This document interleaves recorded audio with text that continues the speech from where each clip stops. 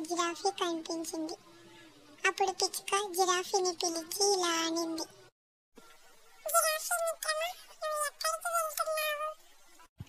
నేనా అడవి చివరిలో ఉన్న ఒక దూరమైన ప్రాంతానికి వెళ్ళాలనుకుంటున్నాను అంది జిరాఫీ.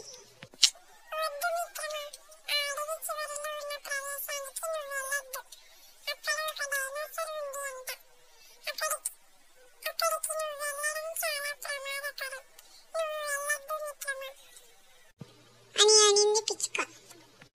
అంతా ఒట్టి కథ, అక్కడ ఏమీ లేదు, నేను వెళ్తున్నాను. అలా జిరాఫీ పిచ్చుక ఎంత చెప్తున్నా వినకుండా అలా అడవి చివరిలో ఉన్న ప్రదేశానికి బయలుదేరింది. అలా జిరాఫీ అడవి పొదల్లోకి నడుచుకుంటూ వెళ్ళింది. అక్కడ నిజంగా దానికి డైనోసార్ కనిపించింది.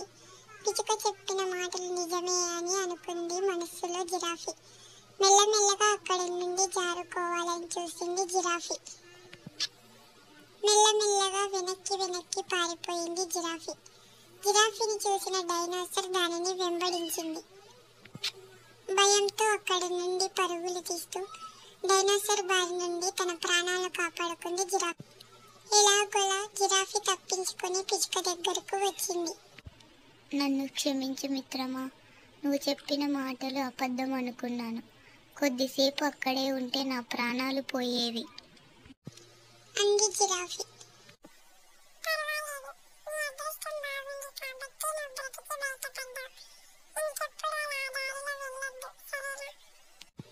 అంది పిచ్చుక. ఆ రోజు నుంచి జిరాఫీ పిచ్చుక చెప్పిన మాటలు వింటుంది.